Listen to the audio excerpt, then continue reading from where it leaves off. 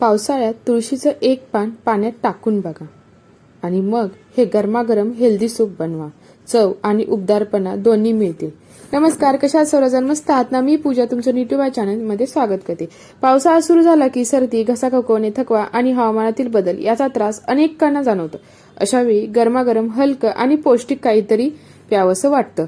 म्हणून आज आपण बनवणार आहोत एक सोपं आणि हेल्दी मान्सून सूप. या सूपची खास गोष्ट म्हणजे यात वापरलेली तुळस. चला तर मग साहित्य पाहूया. आपल्याला लागेल 10 ते 12 तुळशीची पानं, काळी मिरी पावडर अर्धा चमच घ्यायचे आहे, थोडंसं चवीनुसार मीठ, 2 लसूण पाकळ्या आणि 1 इंच आलं आणि हळद.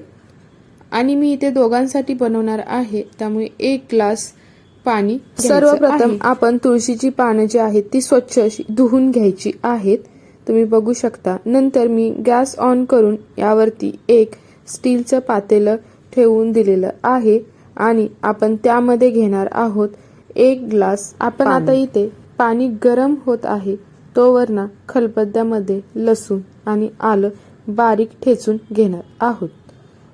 आपण आलं आणि लसूण बारीक करून घेतलेलं आहे आणि दुसरीकडे आपलं पाणी सुद्धा थोडंसं गरम झालेलं आहे. आता आपण त्यामध्ये ना हे आलं आणि लसूण जे ठेचून घेतलेलं आहे ते ॲड करणार आहोत. नंतर थोडं जे तुळशीची पाणी घेतलेली आहे 10 ते 12 ते आपण यामध्ये टाकून घेणार आहोत आणि ह्याला छान अशी उकळी येऊन द्यायची. आपल्या भारतीय घरामध्ये तुळशीला खास महत्त्व आहे.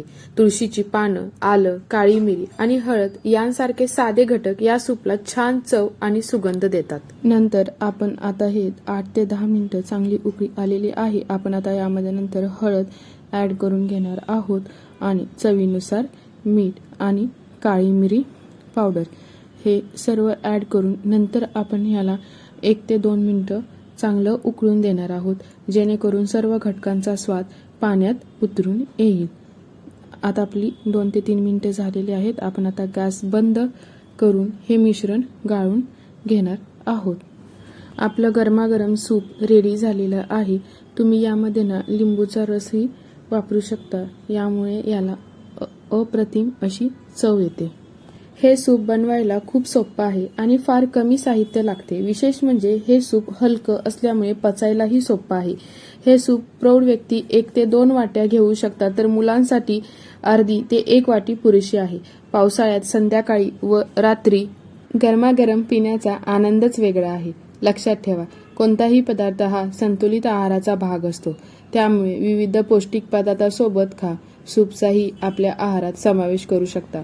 जर तुम्हाला ही हेल्दी रेसिपी आवडली असेल तर व्हिडिओला लाईक करा, शेअर करा आणि हो, सबस्क्राईब करायला विसरू नका.